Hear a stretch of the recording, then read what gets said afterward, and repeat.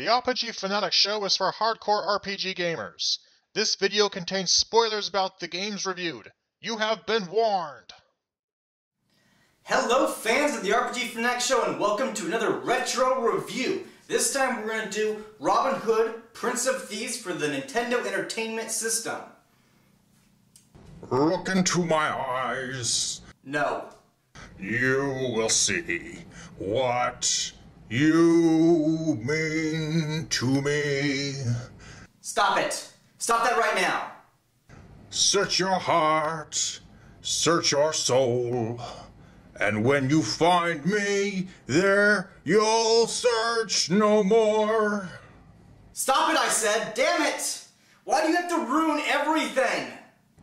Don't tell me it's not worth trying. You know, toward the end of the 90s, there was like that song and Shania Twain's My Heart Can't Go On, constantly on the radios at night. I freaking hated it. It's true. I hate that song. Everything I do it for So will somebody roll the tape, please?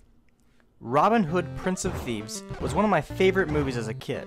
I couldn't get enough of Robin Hood running around through the countryside, fighting giant rats and making people explode whenever he hit him with his sword and all kinds of other cool stuff. Okay, as you might have guessed from my sarcasm, this game very loosely follows the plot of the film. For example, it opens with Robin Hood in a prison, but rather than trick one of the guards into cutting another guard's hand off, Robin just grabs a sword and kills the guard, who proceeds to explode into chunky bits. Most of the game has Robin and his entourage perform a variety of quests for local villagers, like saving a village under attack or finding a lost villager, you know, typical RPG stuff. Otherwise, the game follows the events of the film pretty well. I mean, remember this part of the movie where Robin Hood battles a giant mud monster in a swamp? I know, right? That was totally awesome, and it was my favorite part of the film.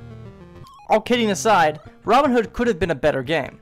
I mean, RPGs are not the easiest genre to do with any subject matter, let alone trying to make one based on a licensed franchise. I have a suspicion that the game started development as someone's pet project, but was rushed into stores before the game was completed, most likely under pressure from the publisher to capitalize on the film's release. Even so, it's interesting how bad Robin Hood is, considering other titles by Sculptured Software have been so revolutionary and amazing, like Jack Nicklaus's Greatest 18 Holes of Major Championship Golf, or Jack Nicklaus's World Golf Tour, and the Game Boy versions of Monopoly. Okay, I'm being a real sarcastic jerk here, but Sculptured Software did develop a few gems, like the Super Star Wars line of games for the Super Nintendo, and many of the console ports of the Mortal Kombat games. Sadly, Sculptured Software closed its doors in 1997 after being purchased by Acclaim, and releasing a string of games based on Space Jam. I mean, really Acclaim? Space Jam? You really thought there was a market for Space Jam games? Anyway, the main reason Robin Hood is a terrible game is because there is no way to save your progress.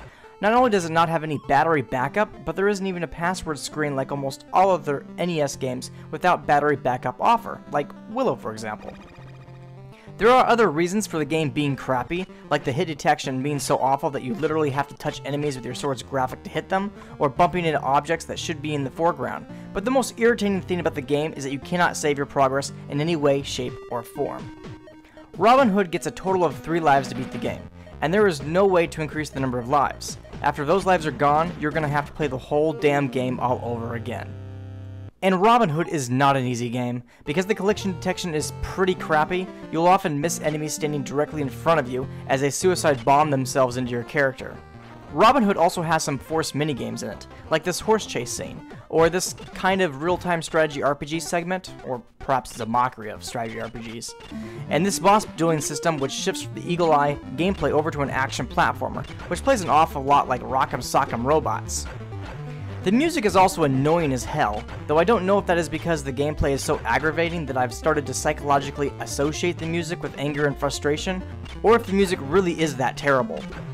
However, there's not a lot of variety to the music, and it's definitely not the sort of thing I've ever wanted to listen to in my car, so it's probably a mix of both. When I played this game as a kid, I spent many weekends trying to conquer this game, so I wouldn't doubt that I now associate the game's music with feelings of unspeakable rage. Robin Hood seems to be modeled on computer RPGs like Ultima and A Bard's Tale, in that you need to use menus to perform functions like searching an area or equipping your items. How it differs is that your characters will never cast magic spells, though Robin Hood can drink a variety of potions to boost his speed or recover health, mostly recover health. The majority of the gameplay is centered around playing Robin Hood Zelda style, and you only need to equip supporting characters with items for when they take part during the strategy game mini battles, pitting your party against waves of soldiers, which only appear at very specific times of the game's storyline. In making this review, I've tried to beat this game twice, and died both times due to bad collision detection and terrible controls, so I'm just gonna say fuck it. My final verdict is that this is a crappy game, and that had a little bit more effort been put into it, it could have been a great title, remembered fondly by gamers, rather than viewed as another piece of licensed movie garbage.